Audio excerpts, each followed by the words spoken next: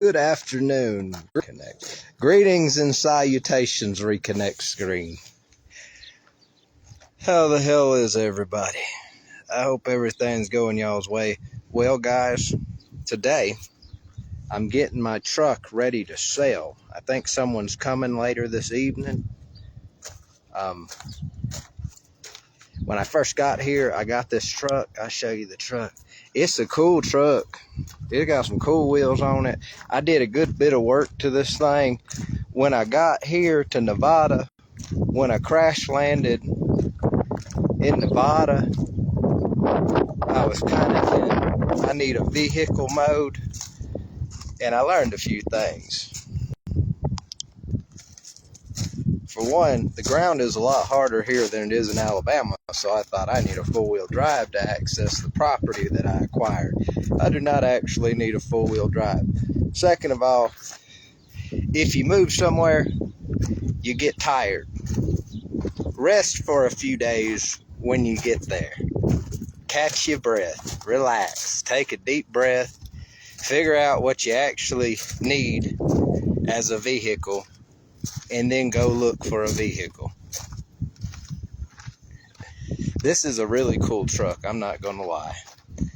I've done some work to it. When I got here, it turned out I had to get a transmission in it. Being way out here in the nowhere, in an unfamiliar place in the middle of nowhere, I didn't have a place to really drop the transmission and do a clutch job and all of that stuff. So I went to a mechanic shop, and let me tell you something. Don't get me started. All right, mechanics are mechanics everywhere. If you know, you know.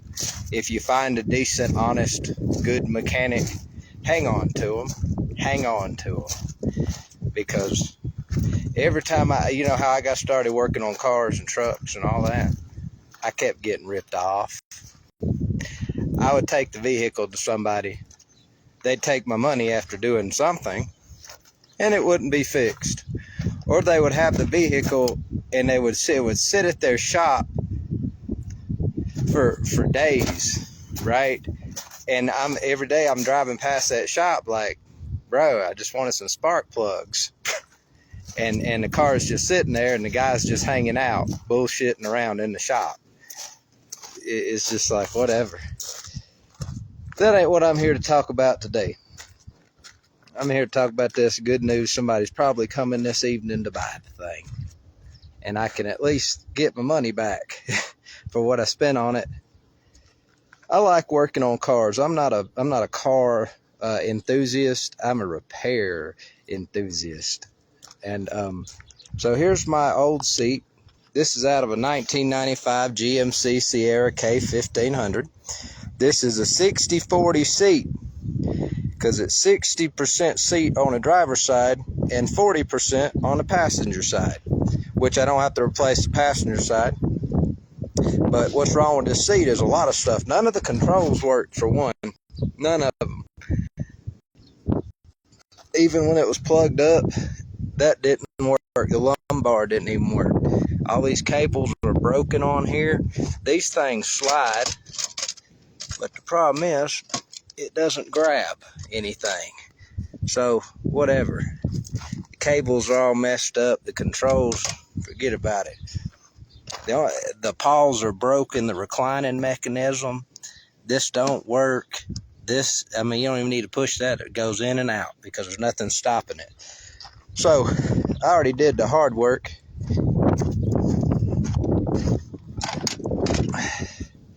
And got this thing in here so we can skip to the good parts.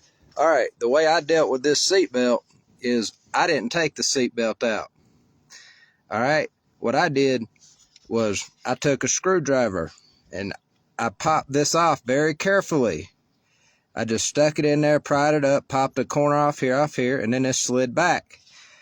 Then I paid attention to how this was threaded through my actual buckle. I unthreaded it, and when I got back here, then when it was off, I pushed it back through the hole, And that's the best way to do it. Deal with this one first, get it out of the hole, and then come here and you got to ram this straight down. And you want this out of the way because that takes up like 1/8 of an inch in a very tight hole. And you ram it down in there. And then when you get your seat in here, you go to that hole right here, and you put the one you took out, you put this one in first, and then you thread this one behind it, okay? And this is already hard enough to ram back through here. You don't want this to add on. So this comes last because this will slide right through there. And that's how I did that. It's bolted down. There's one connector right here. This is your lumbar motor. And it's got a little clip. And you just clip it on any of these. The closest one without putting this in tension, without putting the harness and the wires in tension or anything, or a bind, that's where you clip it on. Make sure it's out of the way of all your moving controls and everything that's moving under here too. Not too hard. All right, so I did that to avoid having to deal with this connector right here. All right, because this one came with a seatbelt already through it. I would have just had to unbolt the Torx.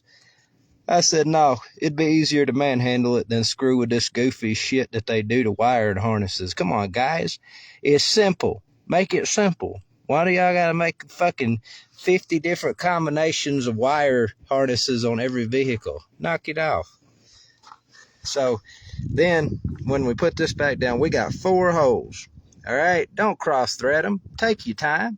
Put it down and just take your time. Get the bolt straight. Don't force it. Gag it out, look, and make sure you got it right. Don't cross thread those. Very important. You don't want to be going down the road and a bolt breaks and you fly into the steering wheel. Cause a big old mess. So yeah, you got 4 of them. You got one right there. You got one back there. And you got one right there. And you got one right there. Now you can get your impact wrench and an extension and a wobbler. I believe, let me see, where is this? I'm in an RV park, so I took it out with this, but I'm going to hit it with my big one as soon as I tighten them down because I don't want to disturb my neighbors. They work very hard.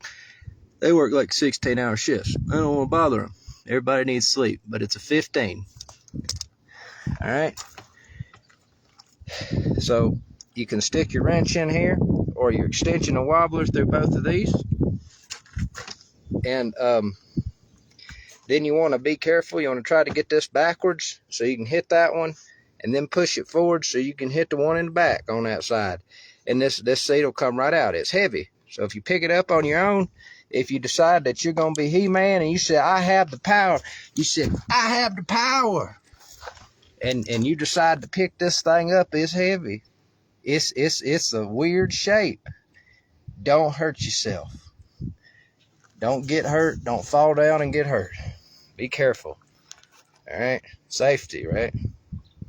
Don't be like one of them people have a car held up with a jack and they'll be right underneath the wheel hub, the rotor, with no stand, and they're doing something stupid. Them's the hard-headed ones that have to learn. They gonna get their if the car falls down, they probably gonna die. They're gonna cause a death, stupidity, and rotor straight through the face. So don't be like them. Be smart. Be smart. Be smart. Work smart. Work smarter, not harder. It's gonna be awful hard to work if you got a damn rotor stuck through halfway through your face, ain't it? Take the time to do it like right. Safety is included in right. All right, this thing will kill you. I worked my first automotive job was at an Amco, dropping transmissions out of cars. I enjoyed that. That was a good way to kill a day. A transmission job a day. I enjoyed it. The guy who owned it, his name was Rick. Rick was a real cool guy. And Rick said, there's this tattletale there. And he told on me because I wasn't doing it right, but I didn't know to do it right because I had just started. And so Rick came out and he said, this thing will kill you. You will die. I did not want to have to give you a funeral because this thing fell on top of you and killed you. So use the jack, do it right. So safety, guys, okay? It's going to look real cool if you laying in a box and half your head's missing because something fell down and smashed it into oblivion. They're gonna be, and then you know, if they don't have an open casket for that, they're gonna go, why is the casket not open? And they're gonna be like, that dumbass over there, he decided to let a car sit on his face because he wouldn't take 5 seconds to put a jack stand where it goes. I hear his woman's getting plowed by 2 or 3 dudes now because the grief's so great. So listen, is that how you want to go out? Is that the last will and testament that you want to have in your life, is knowing that because you didn't use a jack stand, not only did half your head come off your body, your wife is so grief-stricken, your girlfriend's so grief-stricken that now she's got to go hoe herself across the neighborhood. Look what you did just because you wouldn't do it safely. Just because you wouldn't use a jack stand. It caused a whole bunch of problems. So look. You be safe, guys. This thing only weighs 5,000 damn pounds. Even small cars weigh like 2,000 pounds. I don't care how many push-ups you did. I don't care how many times you watched The Terminator and Rambo and all that other Billy Badass shit as a child. You're not going to outmuscle a car that falls on you. Okay? You're gonna lose. All right? I don't give a damn. All right. You see them world's strongest men competitions, and you see them really big guys that if you didn't know that was muscle, you know, pigs are similar in shape. Pig's not a fat animal. A pig is full of muscle. That's pure muscle on a pig. It doesn't look like a model and all that, right? That's pure muscle, making those guys look overweight. They're pure muscle. They're not obese. Listen to me. You see those guys, they're at the world's strongest men competitions, right? They're barely able to pull an 18-wheeler. They're barely able to pull an 18-wheeler with no trailer on it.